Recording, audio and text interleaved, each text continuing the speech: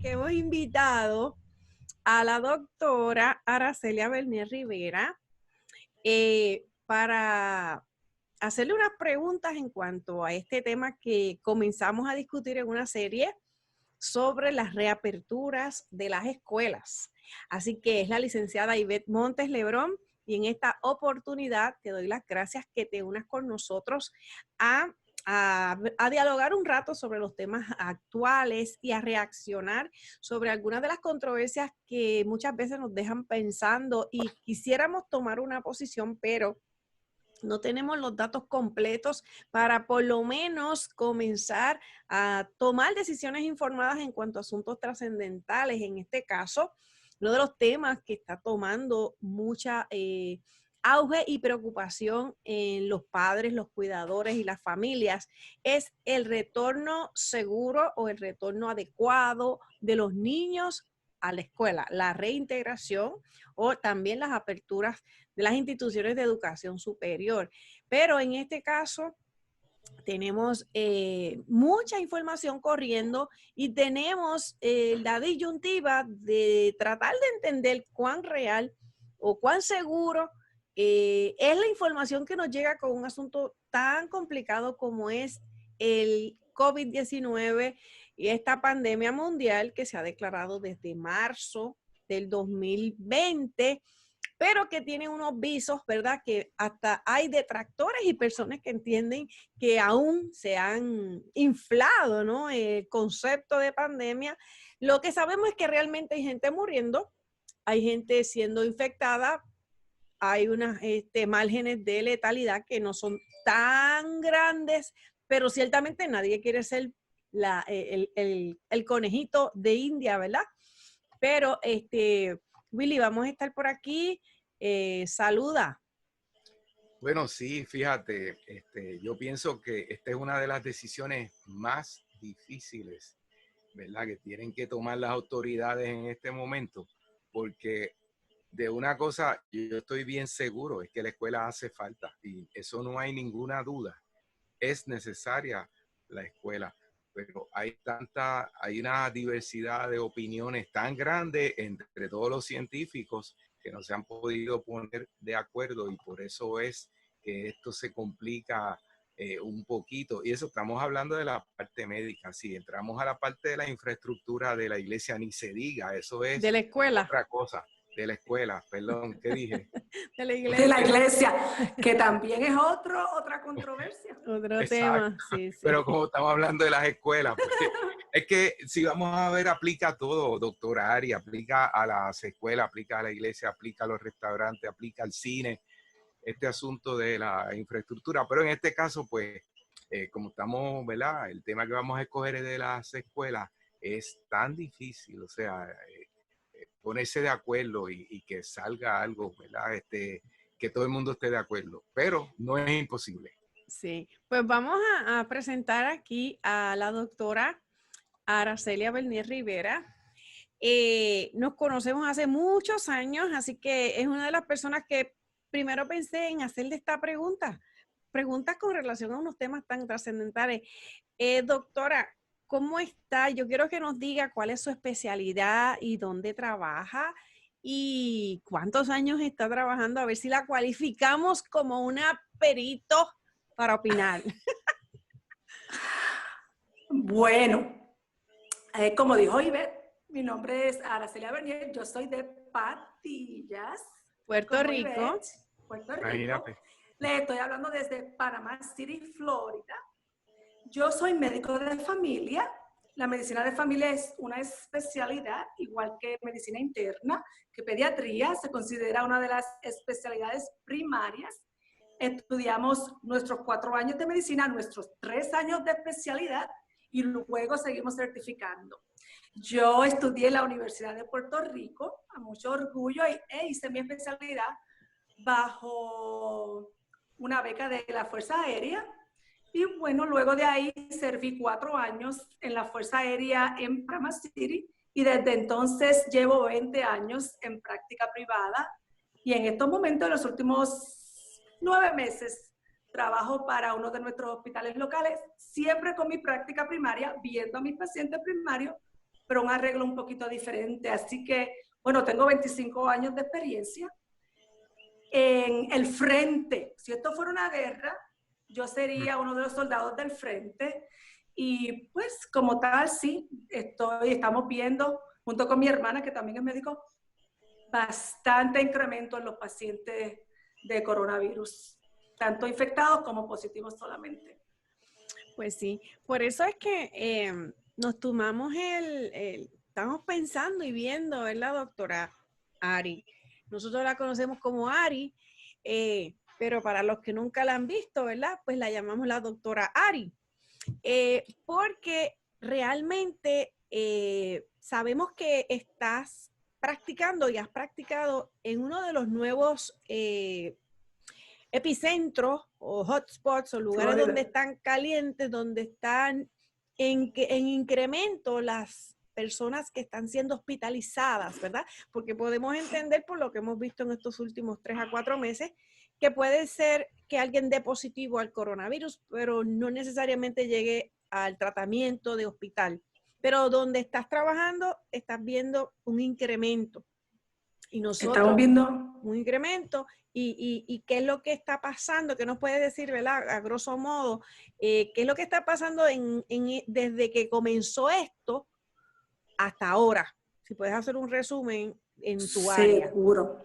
Y creo que eso es importante porque el presente es lo que nos va a ayudar a tomar decisiones futuras y lo que el pasado, pues también, ¿verdad? Aprender de Italia, de España. Inicialmente, como sabemos, los casos eran bastante pocos. El virus es un virus novel, nuevo, quiere decir nuevo. Como podrán recordar, estábamos inicialmente, inclusive con las pruebas, estábamos bastante crudos. No habían pruebas adecuadas y no habían suficientes pruebas a la misma vez. La nación prácticamente tuvo que desarrollar pruebas nuevas. Y eso hizo bastante difícil en los comienzos tomar decisiones que fueran balanceadas, tanto para nuestra salud como para nuestra economía y para nuestra área social. Uh-huh. En un inicio las personas tenían que quedarse en casa casi 20 días, uh-huh, aún estando saludables, porque no había una manera efectiva de reintegrarlas a los trabajos. Hoy día conocemos las pruebas mejores. Sí tenemos áreas donde no tenemos bastante material, pero ahora mismo en nuestra área bastante, tenemos las pruebas disponibles. Y hoy día, por ejemplo, ya hace algunos días el CDC aprobó que cuando te enfermas con coronavirus, si tienes una enfermedad leve, 10 días con la enfermedad y puedes reintegrarte al trabajo siempre y cuando hayas estado sin fiebre por 24 horas. Suena bastante grande, ¿verdad? Sí. Muchos sitios han extendido los 10 días a 14 y los días de fiebre a 2 o 3 días. Pero el punto es que se ha hecho un avance en ese sentido bastante bueno y es pertinente con la reapertura de las escuelas. Lo segundo que quería mencionar, algo que tenemos que tener en cuenta de la razón por la cual el virus ha hecho tanto impacto en todos los niveles, es que aunque las personas que se enferman bien severamente no son tantas, cuando se enferman consumen una porción enorme del hospital porque están en promedio 10 días en el hospital.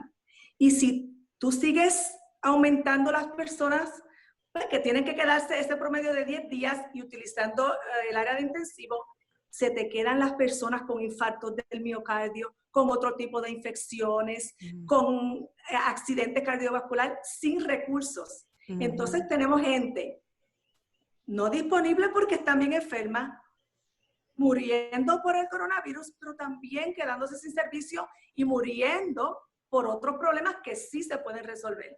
Ese es el problema del coronavirus, es que consume muchos recursos. Es una enfermedad que se tarda mucho en recuperar.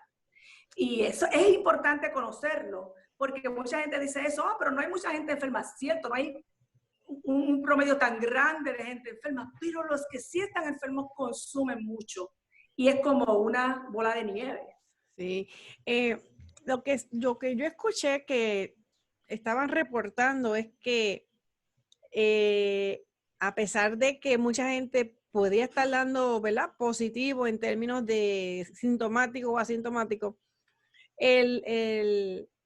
la cantidad de muertes al final era bajita, el porciento, pero la crisis viene, si puedo refrasear, ¿verdad?, lo que está diciendo, la crisis viene cuando se agotan los Los recursos en recursos. el tratamiento, en la mitad. Claro, porque se te quedan también muchas otras personas sin acceso. Sin acceso. Si, Okay. si tu intensivo está lleno de pacientes, como mi hospital, que ahora mismo tiene un 40% de pacientes con coronavirus, quiere decir que el resto de la población que utiliza los recursos solamente tiene un 60%.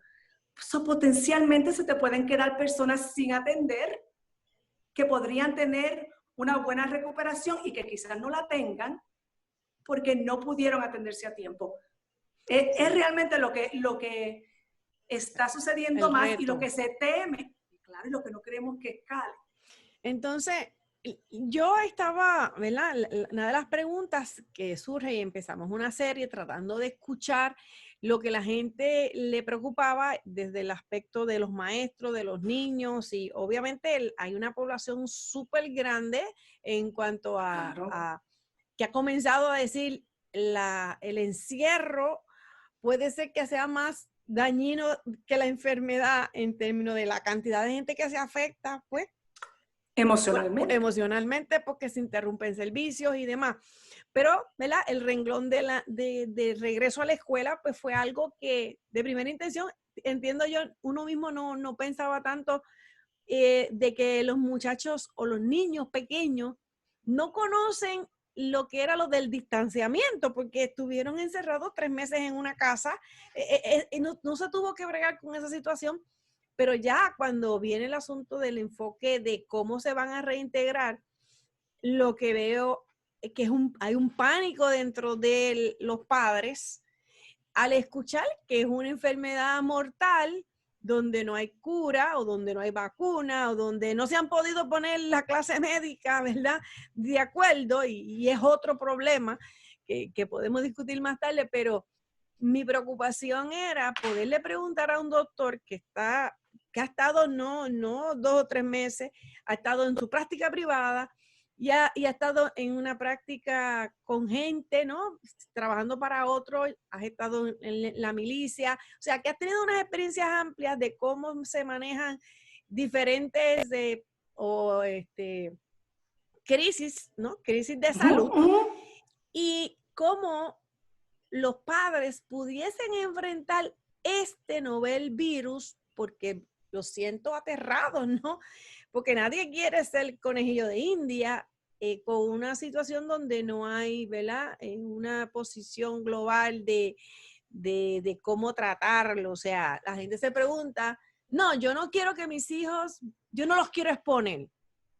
Pero ciertamente no todo el mundo tiene la opción de quedarse en su casa. Absolutamente. Bueno. ¿Qué le dirías a esos padres que están pensando, tengo que tomar esa decisión y de verdad están aterrados?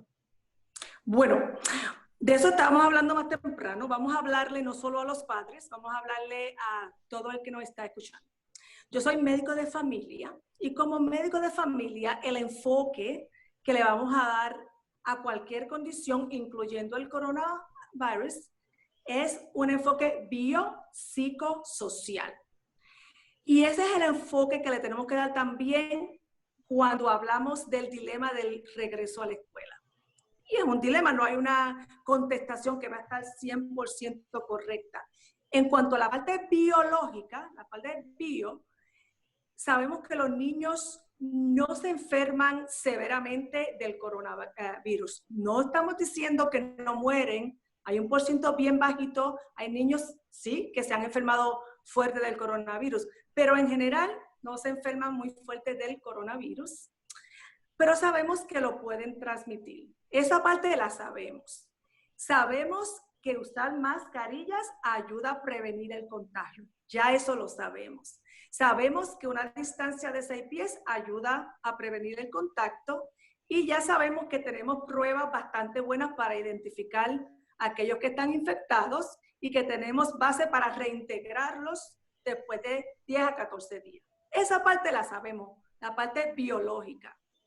Pero también la parte psicológica es este miedo, este pánico por tanto tiempo enferma tanto a los niños como a los padres, como a los cuidadores, emocionalmente. La parte psicológica de estar encerrado y con miedo, más aún. Le estaba comentando más temprano que muchos de los pacientes que estoy viendo en la oficina los estamos viendo con problemas de ánimo por tanto encierro y tanto miedo. Y la parte social, la parte económica. Tenemos personas que vienen tristes, no pueden dormir, ansiosas porque no han podido reintegrarse a trabajar y tienen necesidad económica. Igualmente tenemos padres que no tienen cuidado y se tienen que reintegrar al trabajo. No le podemos dar una sola alternativa, no le podemos decir, pues no van para la escuela, te quedas en tu casa y te quedas sin trabajo. ¿Qué va a comer el muchachito? ¿Qué padre tranquilo va a tener? Porque no estamos pagándole a todo el que se quede en la casa, como pasó en Europa al principio.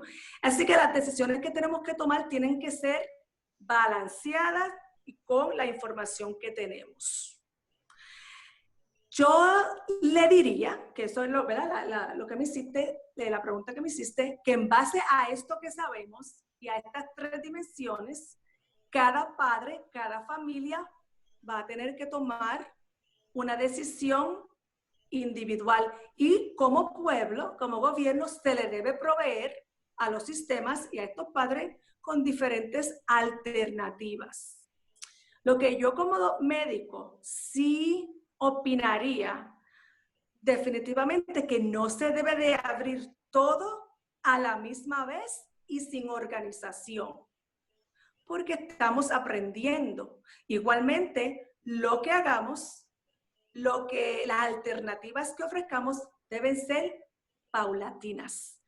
Mi opinión, podemos abrir por la mañana y por la tarde, de manera que la cantidad de niños no sea excesiva. Podemos ofrecer clases en la casa por cierto tiempo, pero que esas mamás, esos padres que decidieron eso, puedan reintegrarse en el medio del semestre, si está seguro, si lo deciden. Debemos ser flexibles, porque esto es un tema que no es solo una cosa. Es biopsicosocial y todas esas partes se afectan. Y yo creo que el miedo y la falta de información, el pánico es por tanta controversia y tanto mensaje llevado de una forma con poco balance. Entiendo, poca consideración. No sé, ¿qué usted cree? ¿Qué tú crees? Pues fíjate, dime, Willy. Yo recuerdo que a principio, doctora, cuando empezó en los Estados Unidos las conferencias de prensa que estaban el Task Force médico, se hablaba mucho de que los niños eran vectores, fuertes vectores. Eso obviamente creo que ha evolucionado, ¿verdad? A medida que se ha ido acumulando la data y probablemente eso es una de las cosas que está reinando en el pensamiento de los papás. Pues yo recuerdo que decían, los nenes no pueden ir a ver a sus abuelos porque son, ¿verdad?, fuertes vectores, de ese tipo de cosas. Ahora, ¿cómo ha ido evolucionando esto? ¿Y cuál es la data que se tiene al día de hoy? Que diga, pues mira, sí, son transmisores, pero no es lo que se pensaba o son menos, para que las personas tengan un poco más de confianza y que puedan, si pudiésemos decir, diseñar una forma de protegerse a la misma vez y proteger el entorno familiar pensando en eso. Porque eso es lo que se ha escuchado, y es una de las cosas que yo he escuchado de padres, abuelos y de maestros que temen, ¿verdad? Maestros, lo he escuchado, que se han expresado así, que temen pues que el niño sea un vector que lo transmita para ellos, pero también he escuchado a padres en referencia a padres y abuelos que cuidan a los niños. No sé cuál es la data que ha surgido que nos haga, ¿verdad?, convencernos de que ya eso cambió un poco. Pues me toca, ¿verdad? Sí. Poca data porque es nuevo y los niños son vectores porque muchas veces no se enferman. Entonces, si tú no sabes si alguien está enfermo, tiendes a confiarte. Pero ¿qué sabemos? Sabemos que, y es lo que yo les digo a mis pacientes que me preguntan, ¿puedo ir al baby shower? ¿Puedo ir al cumpleaños? A veces pacientes de edad avanzada, que yo no quiero que ellos se pierdan ni un cumpleaños de nada. Sabemos que sí pueden participar con la máscara y creando distancia social. Y yo también les digo, no estés tanto rato para que no te confíes y llévate tu sanitizer, tu jaboncito.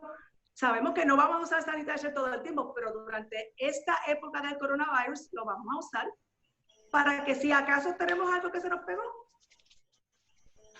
lo rozamos. No te toques la cara, porque ahí es que te lo transmite. Máscara, distancia, manos limpias. Vamos a tratar de estar en sitios que no hay mucha gente congregada y no estemos, yo le digo a mi pacientito, trata de no estar 2 ni 3 horas porque ya la tercera hora se te olvida la distancia social. Pero puedes ir 1 hora y no tienes que estar en tu casa todo el tiempo. Lo mismo en el salón de clases. Sabemos que las máscaras ayudan, sabemos que la distancia ayuda, pero claro, los niños son más difíciles muchas veces de controlar, de que se queden con la máscara puesta, etcétera.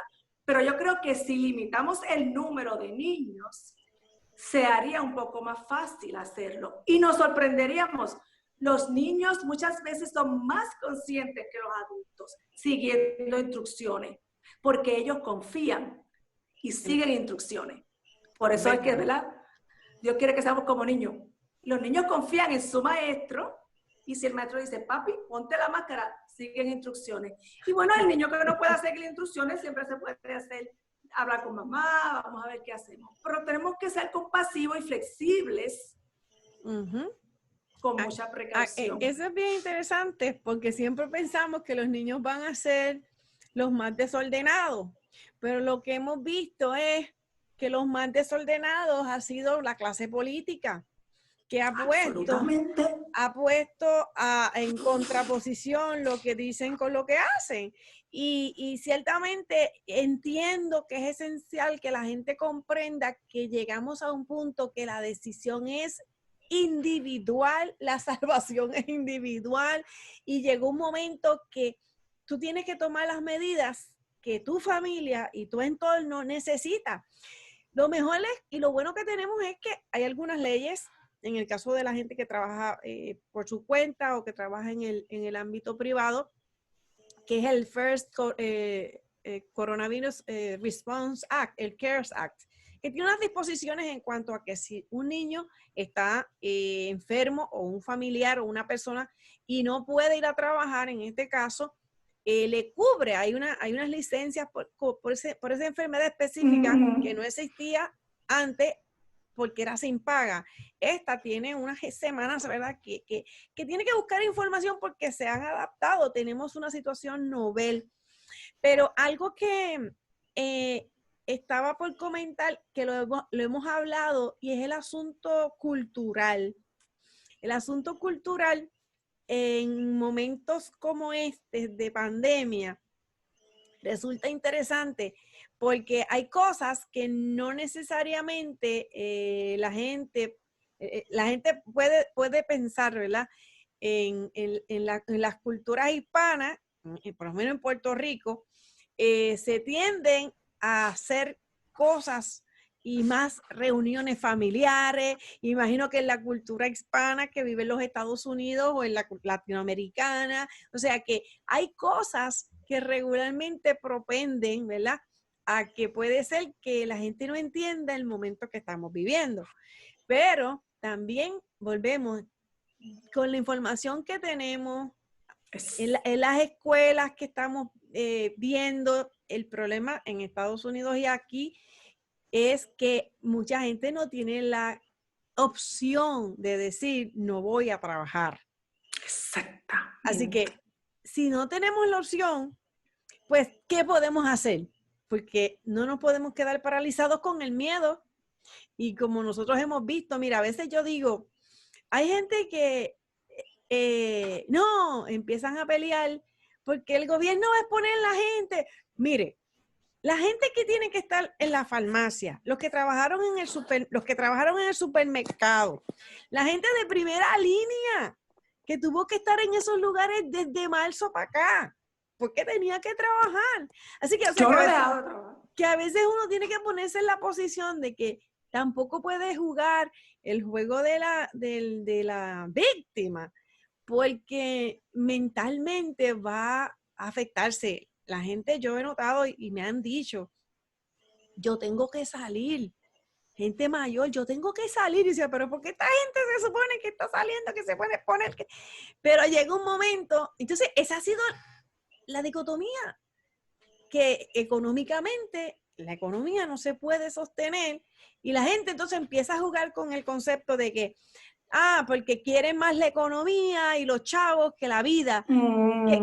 Doctora, que usted le puede responder, porque no es fácil, no son decisiones fáciles, pero también no puede estar toda la vida, no puede ser toda la vida, no es blanco y negro, entiendo yo. No, ojalá fuera blanco y negro. Ojalá nos pudiéramos quedar todos en casita con un chequecito, con comida, pero no es la realidad.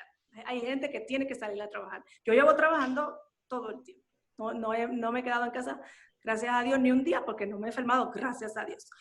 Yo hoy día le digo a mis pacientes, les recuerdo, doctora, ¿a ustedes se vacunan? ¿Usted se vacuna? ¿Se ha puesto alguna, a ustedes le pusieron alguna inyección en el trabajo? Porque trabajas en un hospital. No, para el corona, nada. No, distancia social, mascarilla todo el tiempo, guantes cuando haga falta, lavado de manos, usamos telemedicina si el paciente está enfermo o si no quiere ir, usamos telemedicina para que tenga acceso a su servicio y no se toca a menos que sea necesario. Esas son las reglas. Claro, si hay que tocarnos con nuestros guantes o ocultar, pero hemos estado dando el servicio completo en nosotros, o sea, en nuestra clínica. Y no le han inyectado nada, no has tomado nada para estar dentro de un hospital en todo este tiempo. No, hay que siempre descansar, comer bien, hidratarse bien, encomendarse al Señor todos los días que uno sale. Y cuidarse, pero yo he estado trabajando y mi compañero, no te digo que no hay ningún enfermo. Ay, muchachos, tengo médicos enfermos con la infección, pero nos cuidamos. Y hoy día yo lo que le digo a mis pacientes es, cuídate, por lo menos en nuestro pueblo, sabemos, en Florida somos un punto caliente, un hotspot, pero les digo, cuídate, pero no te quiero encerrado todo el tiempo. Le digo los parques abiertos que pueden ir, le digo ve al patio, te pones tu máscara, le digo si vas a ver televisión, si vas a leer, léeme cosas positivas, porque no te quiero deprimido, ¿verdad? Con todas estas cosas. Y es un balance, y es lo mismo con nuestros niños en la escuela, es un balance. No estamos diciendo que abran las escuelas para todo el mundo sin control, estamos diciendo que con compasión y balance tenemos que educar a nuestros padres, a nuestros maestros, a nuestros niños. Yo no sé quién ha dicho que los niños no se pueden educar, ir abriendo las cosas poco a poco, ofreciéndole a los sistemas alternativas con la información que tenemos, porque realmente tenemos bastante información, gracias a Dios, hoy día. Tenemos múltiples pruebas, sabemos ya que podemos reintegrar a las personas después de 10 a 14 días, sabemos que no tenemos que repetir la prueba, que tenía gente esperando en la casa 5, 6, 7 días, porque las pruebas no estaban preparadas para regresar. Ya no hay que ya para volver a ir a trabajar no necesitas repetirte la prueba. Simplemente estar 10 a 14 días y no tener fiebre. Fíjate, no sabía. Sí, eso en estos días el CDC lo aprobó. Todas esas cosas son buenas. Hay empresas privadas que prefieren hacer las cosas de otra forma, quizás requieren el test. Hoy, por ejemplo, yo vi uno de mis maestros que necesitaba una excusa para volver a trabajar. Se infectó con el virus, pero ya habían pasado 14 días. So ya él vuelve a trabajar y no hubo que repetirle la prueba. Okay. So, tenemos esa información hoy día que nos ayuda a reintegrar poco a poco a los componentes de la sociedad. Sí. Willy. Hay un asunto porque me gustó esta línea de la doctora, de las instrucciones que ella le da a los suyos, a los pacientes, que si yo llevo esto a la escuela, pues es lo mismo, son las mismas instrucciones, más o menos. Entonces, yo he estado leyendo las guías que puso el CDC, pero estas son de junio, yo creo que ya cambiaron. Yo las estaba revisando ayer. En julio 23 se emitieron las guías nuevas para las escuelas, para la reintegración a las escuelas. Nosotros lo pusimos ya. En el programa anterior lo presentamos. Ajá. Pues aquí habla de algo que dice que los estudiantes se deben mantener en grupos pequeñitos, ¿verdad? Entonces, con el mismo staff todo el tiempo y los mismos niños en ese grupo durante todo el día, si es posible. Presumo yo que ellos estarán pensando, ¿verdad?, en que si los tienes a todos unidos, pues la probabilidad de que se te infecte un niño de otro sitio o se puede identificar más rápido. Sí. No sé, pero eso está ahí. Que en vez de cambiar los niños de salón, que cambie la maestra de salón o el maestro. Pero a eso yo iba, porque de lo que está diciendo la doctora aquí dice instrucciones de distanciamiento social, lavado de manos y mascarilla, y que los niños, y ella dijo algo bien importante, que si vas al cumpleaños trata de estar 1 hora, no más, y es que se olvidan, y es verdad. Claro, yo llevo eso a la escuela, pues fíjate, sería decir, no me dejes ese muchacho 3 horas en el mismo salón, cámbialo. Creo yo, ¿verdad? Estoy pensando, porque cámbialo de ambiente, porque es un ambiente nuevo y ahora aquí, pues, vas a seguir el protocolo de distanciamiento de manos y mascarilla, porque así no se aburren. Pero dentro del mismo salón, yo creo que, ¿verdad? Ahí entra algo como que, después, no sé. Pero la razón es más bien también para que si alguien sale que está infectado, es más fácil poner a ese mismo grupo en cuarentena que poner a toda la escuela en cuarentena. No. Ajá, eso es así. Por eso es. Pero lo interesante con los niños, yo pienso, Willy, no sé qué tú crees, que también lo que se podría hacer es sacarlos a un espacio abierto con su mascarilla a moverse. Se podría también desarrollar una canción. Cada 1 hora vamos a cantar una canción y hacer unos movimientos que nos recuerden el distanciamiento social, el lavado de manos, el uso de la mascarilla. Son estrategias que se pueden utilizar para recordar, porque es que como seres humanos nos cansamos y se nos olvida. Sí. Pues yo entiendo que sí, que eso funciona fuertemente, porque aquí, las notas que están en color azul son las notas mías, pero eso tiene que ver con infraestructura, con nada médico. ¿Por qué? Porque a mí me sorprendió que el CDC esté dándole un énfasis bien grande a lo que se llama ventilación dentro del salón de clase. Y probablemente en los Estados Unidos, por estar más regulada la cosa, no hay problemas como los pudiesen haber en otras partes, como Puerto Rico. Porque en Estados Unidos, en Estados Unidos y en Puerto Rico aplica para nosotros la regulación de ventilación para un salón de clase. Se parece a la de un laboratorio. Tenemos que tener aire fresco e intercambio de aire por hora. Eso está en la regulación de un salón de clase. Así es que en Estados Unidos las escuelas, como están inspeccionadas durante su construcción y tienen que estar certificadas, pues yo no tengo, ¿verdad? Pues puede pasar, pero la probabilidad de que haya un sistema de ventilación inadecuado, pues se reduce. En Puerto Rico te garantizo que no es así, porque aquí todo está resuelto con maquinitas mini split para recircular aire. Dentro de un salón de clase, las escuelas carecen de los intercambios de aire con aire fresco. Así que esos muchachos están metidos en un cajón respirando el mismo aire todo. Por eso me preocupa, porque las he visto a través de mis años, he visto eso. Entonces, el CDC te lo dice bien claro. O sea, yo te estoy dando estas medidas, pero asegúrate que tu sistema de ventilación cumple. es adecuado y que purgas, en caso de que te salga un nene infectado, tienes que purgar el salón. El sitio. Purgarlo, o sea, tienes que prender los sistemas de ventilación mecánica, sacar todo ese aire rápidamente, que eso es algo que la gente no visualiza. La gente no visualiza que cuando se está metido dentro de un espacio, el aire se intercambia varias veces, a cada 3 minutos, cada 4 minutos, cada 5 minutos. Es aire nuevo que entra y sale, pero si lo tienes todo dando vueltas, pues la probabilidad de infección es mayor.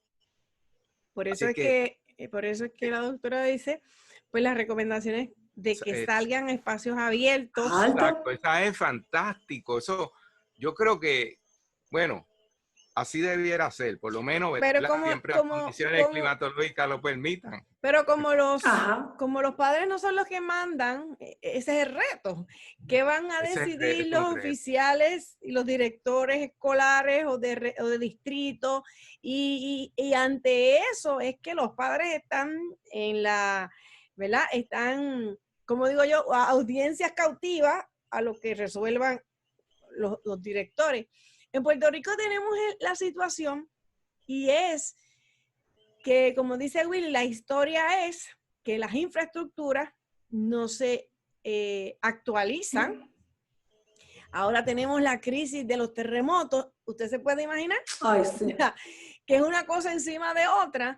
Y por lo tanto, cada padre le sugerimos que tiene que escuchar lo que su conciencia le dicte. ¿Por qué? Porque usted no puede estar pensando que, ok, voy a mandar a mis hijos a la escuela y me voy a morir de miedo. Pues si usted está así, pues no los envíe, porque entonces no va a adelantar mucho, pero no tiene que ir pensando que tiene que manejar mentalmente qué es lo que le pasa o qué le puede pasar, porque no pueden pasar un año, o sea, toda la vida, o si usted va a hacer un cambio estructural en su vida y va a comenzar a dar clases en la casa.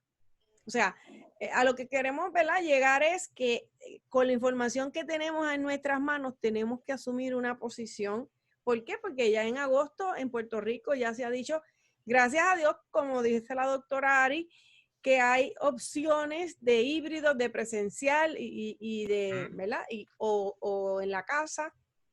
Así que lo que estamos viendo es lo difícil que es, como hablábamos del aspecto cultural, que en un estado o en un país, en una nación como Estados Unidos, que tiene tanta divergencia de gente, de zonas, de terrenos, en un sitio es caliente, en otro estado es súper frío, o sea que hay tantas variables y lo que queremos, ¿verdad?, es poder tener con lo que tenemos, cómo podemos manejar una situación novel que hemos hablado, que se ha politizado, que ya uno no sabe a quién creerle, que hay muchos doctores con muchas opiniones, si los doctores no se ponen de acuerdo, no es sencillo, pero se reduce a que la decisión es individual.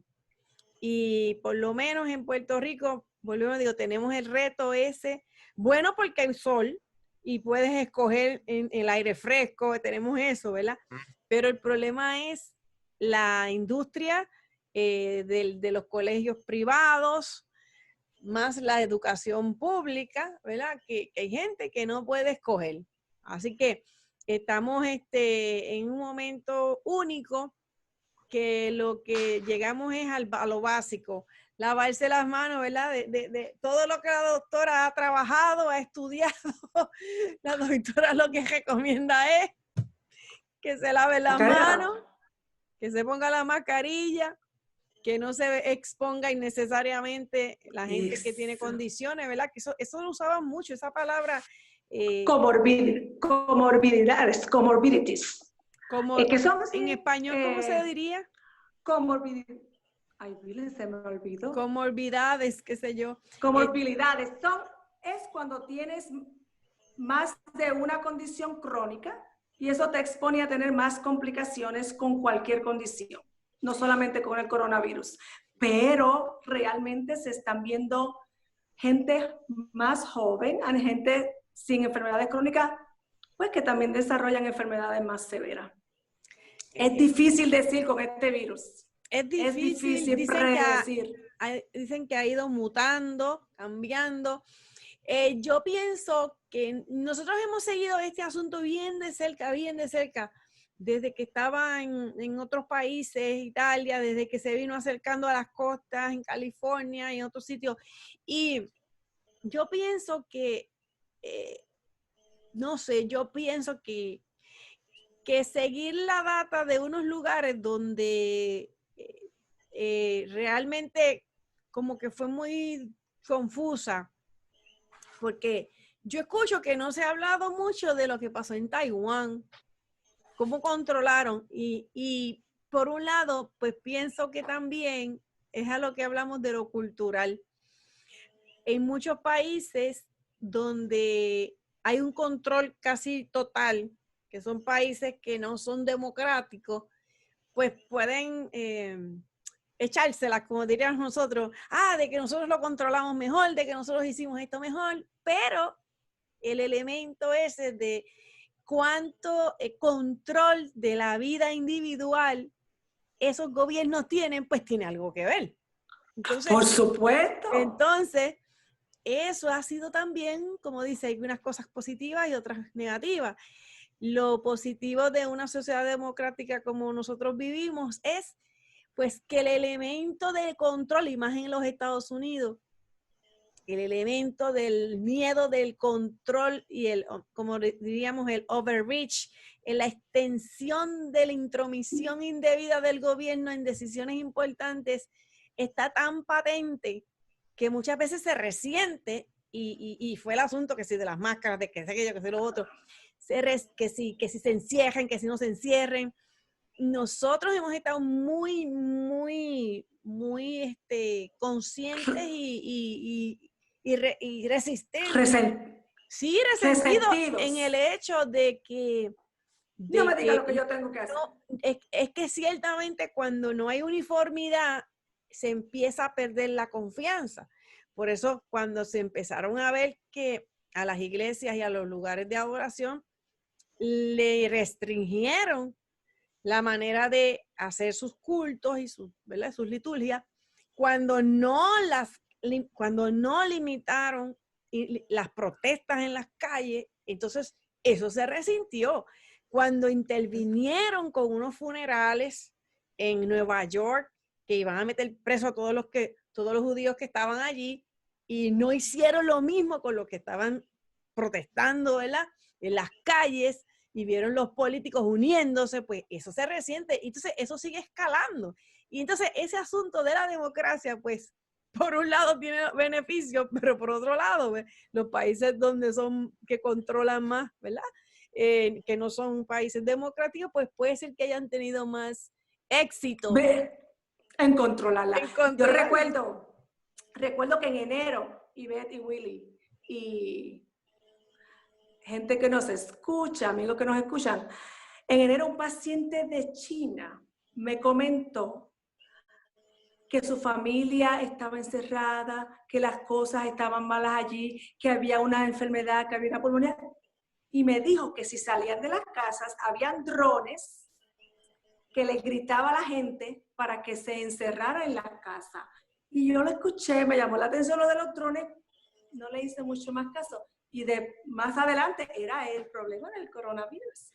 Y sí. Me impresionó esa imagen. Imagínate que tú pongas un pie fuera de la casa y te griten que te entres hacia adentro. Y él me comentó que había personas pasando hambre y necesidades porque no podían salir a comprar.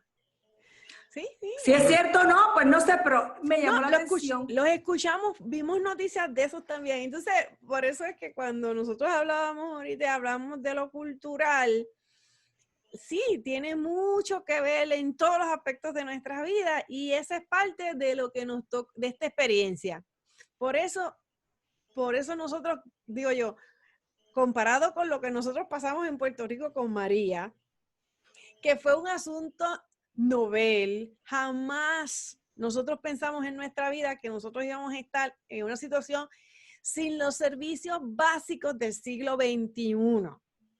Y tuvimos que resignarnos. O sea, ahora nosotros decíamos, bueno, ahora que nos quieren encerrar en las casas, estamos hechos, porque, o sea, hay luz, hay agua, hay internet, o sea, que uno en la medida, o sea, uno tiene que hacer las cosas entendiendo, ¿verdad? Entre lo mejor que puede hacer, pero cuando tú ves que los políticos te quieren imponer unas condiciones que ellos no siguen, ahí se destroza cualquier argumento de emergencia, de necesidad de que te van a meter preso, porque aquí estaban, o sea, aquí van a meter preso a un señor por coger bicicleta. O sea, ya Por cuando tú estás favor. hablando de meter preso a una persona por no usar una mascarilla, o sea, hay que tener cuidado, hay que tener cuidado. Óyeme, y yo llevo y mi esposo corriendo bicicleta desde que se anunció la pandemia en espacios abiertos y ¿verdad? Si no estás pegado, estás abierto, puedes correr bicicleta. El punto es cuando nos imponen condiciones sin que estén basadas en una buena información y cuando te las imponen de una manera poco educada. Es todavía más problemático, porque si hay una comunicación efectiva, las personas lo reciben de una forma mucho más positiva. Sí, pero, ¿cómo vas a meter a alguien preso por correr bicicleta? Por favor. Pues eso pasó en San Juan. O sea, pero es que digo que falta de educación. Lo que empieza como un fin ulterior bueno, terminan siendo unas atrocidades y por eso en una sociedad pues, libre pues se resiente, ¿no? Pero volvemos, llegó el momento que la gente tiene que tomar, ¿verdad? Y ser consistente, porque en esos primeros meses se fue consistente y la gente entendía, pero como de momento empezaron a abrir una gente y decía, pero ¿cómo van a permitir a esta gente que abra y estos que no abran? Para mí, te digo, para mí es bien injusto que los gimnasios no abran. Y yo no voy a gimnasio, pero es que veo que, o sea, más de los expuestos que están, lo que pasó en Puerto Rico, pues, como hablábamos, de las barras en los restaurantes informales, chinchorro, como le dicen en Puerto Rico, o sea, ¿quién le coge la temperatura allí al que entra? ¿Quién está pendiente al cogerle temperatura y a guardar distanciamientos? ¿Quién? Nadie. A que pongan la mascarilla, nadie. Entonces, ¿cómo entonces te vas a poner más restrictivo y a acusar básicamente que vas a meter preso a gente? O sea, tenemos que tener ese cuidado, pero ciertamente yo creo que la escuela va a ser importante en todos los sentidos para que se normalice la vida de mucha gente, porque hemos escuchado a mucha gente triste y mucha gente depresiva por el simple hecho de que siente que si sale me voy a infectar porque hay gente que tiene condiciones y siente que en cualquier sitio que está va a estar expuesto. Yo, bueno, pues aquí nos toca a todos remar para el mismo lado, pero ciertamente la normalidad le hace falta a mucha gente, la normalidad o la nueva normalidad. Así que yo espero que... Yo quiero aprovechar a la doctora Ari para hacerle otras preguntitas del asunto médico, ya que está aquí con nosotros. En el asunto y vuelvo otra vez a los niños, asumiendo, ¿verdad?, que se comience el periodo de clase. Aquí ya hicieron preliminarmente, el secretario de Educación dio unas fechas. Él dijo, primero vamos a empezar con estudios tipo vía conferencias. Entonces, él dio fecha. Yo entiendo que cometió un error, pero dio fecha. Y dijo, y ya para septiembre 17, pues estaremos dando clases presenciales. Así que, primero que nada, para hacer eso tiene que estar preparado con la infraestructura completa para poder dar clases presenciales. Pero sacando eso a un lado, vamos a asumir que ya estamos en clases presenciales y estamos, ¿verdad?, en este periodo. ¿Qué debiera de estar pendiente una mamá o un papá de esos nenes que van a la escuela y van presencialmente? Entonces, sabemos que siempre a principio del periodo de clase de agosto y de enero, eso es una cosa de que la fila llega de aquí a Japón de los nenes enfermos y todos son respiratorias. Es verdad. Okay. Entonces, ¿qué debe de estar pendiente una mamá o un papá en esos días? Porque presumo yo que yo no sé cómo van a bregar eso, si van a estar las pruebas esas rápidas disponibles o tú sabes, porque los nenes se enferman tanto y ¿qué tendrá? Se asustan. ¿Qué tienen que estar pendientes? Que pueda darle una idea de que, oye, esto que tiene no es lo que le da siempre, los catarros, eso de las enfermedades respiratorias. Aquí hay otra cosa para que lo puedan coger rapidito y mandar con él para el médico, ¿no? Bueno, recuerda que no hay tratamiento para el coronavirus. Ok, pero nos quedamos en casa. Pero lo que yo le diría a los padres, número 1, esté seguro. Sé que mucha gente piensa que esto es un tema controversial, pero para mí no lo es. Número 1, estar seguro que sus niños están inmunizados contra las enfermedades virales más comunes, porque si no nos confundimos y entramos en pánico. Eso es número 1. Septiembre comienza la época de influenza. Vamos a vacunarnos. Inclusive la prueba rápida se confunde entre flu y coronavirus. Vamos a vacunarnos para evitar más confusión, porque eso es relativamente fácil hacerlo. Número 3, por prevención, enfatice la educación en la casa, enfatizarle al niño distancia social y la mascarilla lo más que se pueda, alimentarlo bien, póngalo a dormir bien, dele cariño, no lo mande nervioso porque las defensas bajan.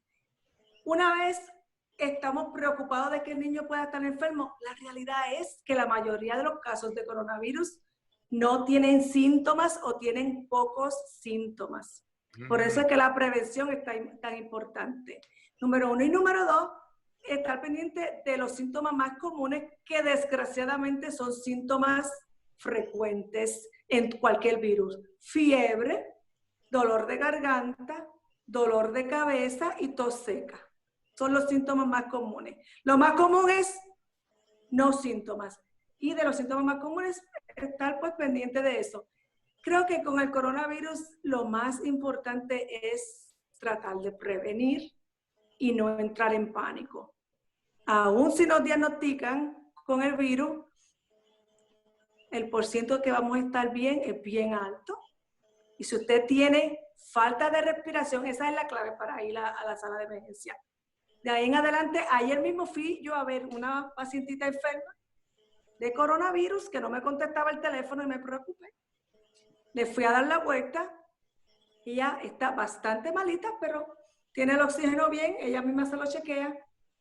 Todavía tiene un poco de fiebre y tiene tos seca, pero está en su casa, está en su casita. Con el coronavirus nos quedamos en casita, cuidándonos a menos que no tengamos falta de respiración. ¿Y qué edad tiene? 72. O sea, que es una edad de riesgo, pero está en control. Sí. Ella se expuso, también se expuso un poquito, se diagnosticó bastante rapidito en sala de emergencia porque desgraciadamente no teníamos suficientes pruebas para diagnosticarla rápido. Y pues esa fue la opción. Y de ahí ella se puso en su casita con hidratación, control de la fiebre. Pasaron 10 días, todavía tenía fiebre, así que le hicimos 2 o 3 cositas más. Y entonces le dimos la vuelta y está en casita. Así que realmente aún cuando hay tanto miedo con el virus, no tiene que embalar para sala de emergencia, no tiene que embalar para donde su doctor, porque lo diagnosticaron. Todo lo contrario, usted va para casa. Y eso es parte de la situación, aislarse. Parte de la situación social tan difícil es que muchas personas que se diagnostican y tienen síntomas, aunque sean leves, no pueden ir a trabajar, pero no les pagan. Tengo muchos pacientes que si se tienen que quedar en casita es sin paga. claro, se tienen que quedar en casita, pero recordemos, tengamos compasión, que esas personas pueden estar hasta pasando necesidad de comida, porque no les está entrando un sueldo. Y estar pendiente a eso, porque tenga coronavirus, le podemos de lejos y con nuestra mascarilla dejar su comidita al frente, Sí. darle la vuelta, ¿no? Hoy, antes de terminar, pero antes de comenzar me quedé una preguntita.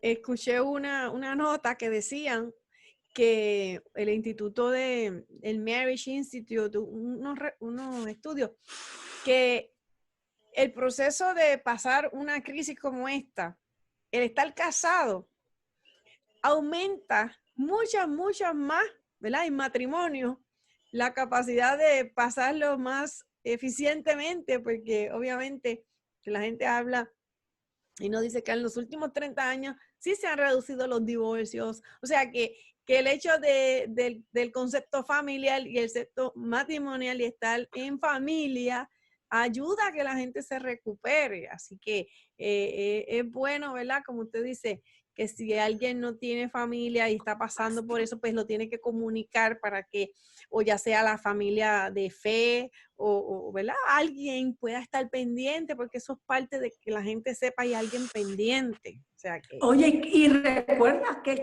el más que se beneficia es el que ayuda.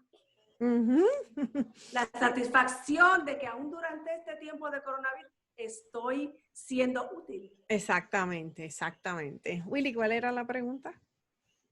No, y eso baja el estrés, y si baja el estrés, como ha dicho la doctora Ari, pues aumenta la inmunidad. La inmunidad. Importante. Por eso es que la familia es tan importante, ¿verdad? Y el matrimonio, porque baja el estrés. Mira, la pregunta que tengo, doctora Ari, es este asunto de medir el oxígeno en la sangre. Estoy viendo que es como que un parámetro consistente. Eso... Sí. Eso es bueno. ¿Qué indicación me puede dar eso? Tenerlo, porque ese instrumentito no vale mucho y uno a lo mejor lo puede tener. No, mi pacientita lo tiene. Y sí. Ella misma me dice por teléfono, no, yo me estoy chequeando el oxígeno y lo tengo bien, no me baja de 98. Es que el bajar el oxígeno en la sangre indica severidad. Severidad. Y sí, es un parámetro a seguir. Un oxígeno ya de menos de 94, uno se preocupa un poquito. Muchas personas se ha visto con el coronavirus que aun cuando tienes oxigenación baja, digamos 90, 91, alguna gente no está teniendo tanta dificultad respiratoria. Y se observan, se les pone ese oxígeno, se observan, y otras personas se cansan, ¿verdad? Y hay que entubarlas, son las minorías, pero esos son los que se ven bien malitos. Pero es porque la oxigenación determina severidad. Okay. Interesante. Doctora, vamos, si tiene alguna otra pregunta, Willy, pero vamos a ir terminando. Pero no la voy a seguir porque nos amanecemos. Sí, quiero... O sea, Ivette, Willy, si tienes otra pregunta, pero avanza. No la haga. Toda la que quiera, Willy. No. Yo no tengo aquí. No.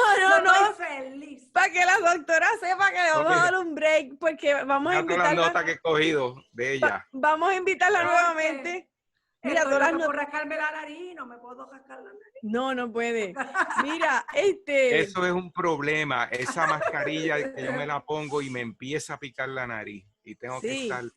Pues es que la mascarilla tiene un material que no sirve. Tienes que verificar eso. Pero también es porque no la tienes todo el tiempo. Yo que me la tengo que poner desde que llego hasta que me voy, llega un momento en que tú te acostumbras. Pero tú usas la que es de tela, ¿verdad? Como de papel. Una suavecita. De papel. Sí. Recordemos porque donde yo trabajo no es un área de muy alto riesgo. Ajá. Si uno trabaja en sala de emergencia, ya tiene que usar las mascarillas. ¿Y cuál es la que usa? ¿La tienes por ahí? En 95. Para que las enseñe. No la que yo tengo, pero es la azul. La azul, que es hasta aquí, cortita. Yo también, yo la uso y no me molesta. Tenía otra más finita, pero la voy a enseñar. Yo tengo un montón, y la de esa que es como desechable, me la pongo debajo de la de tela. De la de tela. Pero si voy a ir a un sitio, un supermercado o algo así, me pongo las dos una encima de otra. Yo tengo... Mira, yo tengo esta que no molesta, Y las negras se ven bonitas, se ven fashion. pero lo que pasa es que no dicen que no cubren tanto, o sea, que no protegen Pero tanto.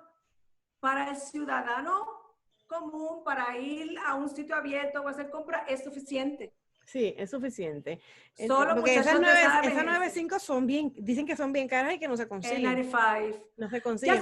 Ya se están consiguiendo más, pero esas las queremos dejar para los muchachos en sala de emergencia, lo que guían las ambulancias. Sí, pues yo tratar tengo de no consumirla. Otra, la azulita, ¿verdad? Esa la tengo en otra cartera. Son cómodas. Pues entonces, lo que le iba a decir a la doctora Willy, que le tenemos que dejar espacio porque necesitamos invitar a la doctora para otra, porque uno de los temas que me han preguntado y que queremos trabajar, en su momento vamos a trabajar con el asunto de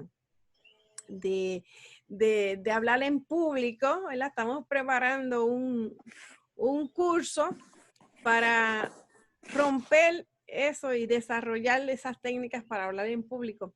Pero una de las cosas que también me han preguntado, doctora, es como nos han visto hablando tanto por tantas horas, ¿verdad? ¿Cómo puedes retener información y cómo puedes estudiar diferentes cosas? Y yo sé que usted ha estudiado un montón de años. Los doctores, los abogados, leemos mucho y cómo podemos retener. Y hay gente que quisiera saber cómo pueden retener. Así que tenemos que desarrollar un producto, un curso de eso. Yo recuerdo que una de las cosas que yo le pregunté cuando usted estaba estudiando en la escuela de medicina, yo me acuerdo una vez que yo llegué a donde estaba Ari, y yo vi una montaña de libros y yo decía, pero ¿cómo tú puedes leer todo eso? Y ella me dijo, me acuerdo que me dijiste, yo leo 15 minutos y 15 minutos me paro y doy una vuelta y qué sé yo ni qué y como algo y vuelvo 15. Eso fue lo que me acordé. Y ciertamente, pues hay gente que le gustaría tener técnicas para mejorar, ¿verdad? Destrezas, en este caso las destrezas de hablar, las destrezas de retentiva, las destrezas de comprensión. Son cosas que debemos ayudar, como yo digo, para la posteridad. Y como yo estaba, no sé si nuestros amigos estarán de acuerdo, pero sobre todo si usted tiene un área de expertise, que debe de compartir con otros, pero no se atreve, ¿verdad? Que era lo que yo le decía a Ivette, que me pasó a mí cuando ella me dijo, y sin embargo, la cantidad de gente que no sabe de lo que está hablando, pero no tiene ningún problema en pararse a hablar y decir por abajo. Entonces, debemos usar nuestros talentos porque muchas personas se paran, dicen lo que les parece por ahí para abajo y la gente le cree. No, imagínate, la gente del chisme, las que viven del chisme. Bien lindas. Son autoridades. Sí. Y lo que hacen es hablar de otra persona. Así que, con mucho respeto, eso es lo que pasa, eso es lo que hace. Así que nosotros queremos que vengan en otro momento, que vamos a hablar de otros tópicos y específicamente el punto ese, cosas tan sencillas que se supone que uno sepa, eso de que la oxigenación de la sangre, que si viene, yo no sé dónde Willy vio eso, que le cogen. Sí, un oxímetro. La gente ahora lo está comprando a todo lo que da. Pues no sabía.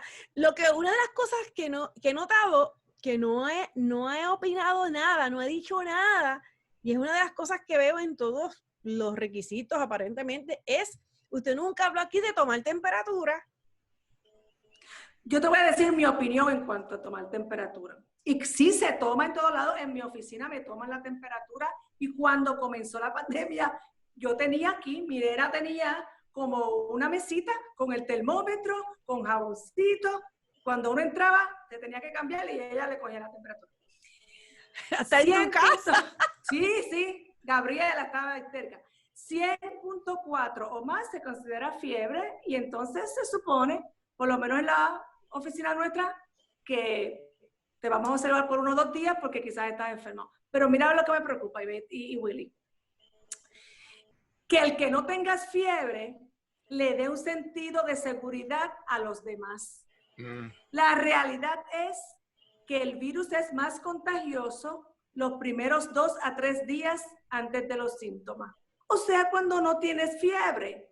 So, sí es algo sencillo de hacer, pero que no dé un falso sentido de seguridad, porque no te dice nada. Si tienes fiebre, tienes que mantener distancia, ponerte mascarilla y lavarte la mano. Y si no tienes que ponerte mascarilla, lavarte. Es lo mismo.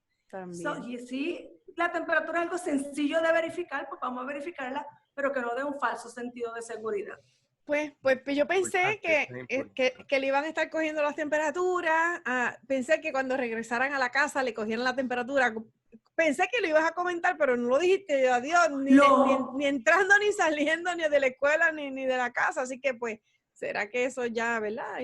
Eso es por eso es que vemos que ha ido evolucionando toda la retórica, todo lo que se habla. Y imagínate. Pues no es a prueba, no es 100% a prueba nada. Así que hay que hacer lo mejor que podamos hacer y mantener las áreas limpias lo más que podamos, ¿verdad? Y no acercarnos, no permitir que la gente se nos acerque tanto a hablar, porque y menos si no tiene mascarilla. Exacto, a veces uno se siente mal teniendo que decirle a la gente, échate para allá. Porque que por qué, bueno. Y sobre todo nosotros que somos hispanos, que nos tendemos a... La distancia no es muy respetada. Exactamente. Sí. Así que nada, Willy, si tienes algo para cerrar, vamos a ir terminando con la doctora que tiene trabajo mañana. Sobre la fiebre te iba a comentar, la fiebre sí se utiliza para reintegrar al trabajo. Debes de tener por lo menos 10 días ¿verdad? Desde el diagnóstico y que no tengas fiebre por las últimas 24 horas. La fiebre sí, una vez estás enfermo, se utiliza para reintegrar entre tiempo y fiebre. Wow, Willy ahí ha hecho notas, olvídate que puede dar un curso completo ya. No, esto se lo voy a añadir a las recomendaciones de CDC. Estoy haciendo sí, que son cambiantes. Pues sí, pues te evolucionando. Claro, pero eso está bien. Bueno, yes. Pues bueno, gracias, un montón aquí. Hemos aprendido mucho. Gracias. Yo sabía que la doctora Aracelia Bernier Rivera, especialista en médico de familia, y me dijiste que tenías una especialidad en bariatría. Bueno, una certificación. Hace unos años, algo muy interesante, un día hablamos de eso. Sí. Me integré a ese mundo y entonces hice todos los cursos que hay que hacer y cogí el examen que hay que hacerlo cada cierto tiempo. Y cuando yo estaba, había que hacer un mamotreto así de casos clínicos. Hice mi mamotreto. Y entonces tengo certificación y trabajo con eso también. Pero como médico de familia, la importancia de tú expandir tu conocimiento es brindárselo a tus pacientes. A mí no me gusta hacer una sola cosa. Me gusta ver al paciente integral en su aspecto biopsicosocial y saber un poquito de eso. Porque la obesidad es una pandemia. Sí. Es una pandemia ahora mismo. No declarada. No, es declarada, es una pandemia. Ya está declarada. De salud mundial. Sí, pues un día vamos a hablar de eso, de la obesidad y el tratamiento integral que entiendo que das como médico de familia, porque hay cosas importantes, ¿verdad? Que en este caso dio que es un acelerante de un virus como este, así que pues hay que coger esa coyuntura. Pero gracias por la oportunidad, vamos a seguir hablando con la doctora porque rompió el hielo y quiso aparecer en cámara, así que hay que aprovecharlo y poder entonces, ¿verdad? Hacer esta aportación en la medida que nosotros podamos. Así que creo que ha sido bueno, interesante y vamos a tratar en estos días va a haber una enmienda a la orden ejecutiva en Puerto Rico, así que vamos a ver con lo que nos enfrentamos, pero lo más importante ¿verdad? Que nos llevamos también en esta oportunidad es que la medida que reducimos el estrés, aumentamos el sistema inmunológico. Así que vamos a ver cómo canalizamos eso, porque hay muchas tensiones. Muchas tensiones en el pueblo. Willy, despídete de la doctora.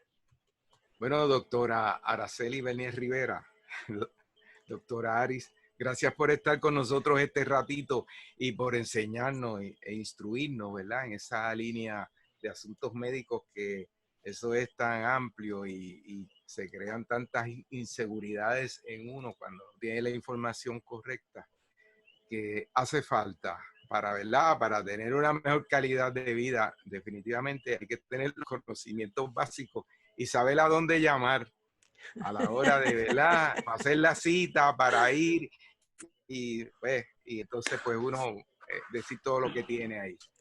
Oye, pero y quería comentar, mira, Willy leyó las recomendaciones del CDC y B también las leyó. Los ciudadanos pueden también accesar esa información y leerla, educarse para cuando oigan a las personas, ¿verdad? Los gobernantes, a los líderes, darle instrucciones, dar recomendaciones, tú también estar educado y poder hacer una decisión consciente. Sí, ¿verdad? Pero como la gente no le gusta leer tanto, estamos haciendo los videos que es una manera un poco más, ¿verdad? De la primera intención, de la primera reacción, que a alguien le gusta ver por lo menos una reacción, y si le gusta el tema, pues lo busca. Pero ciertamente está escrito, está en español, está en inglés y en otros idiomas. Así que no se quede con lo que decimos.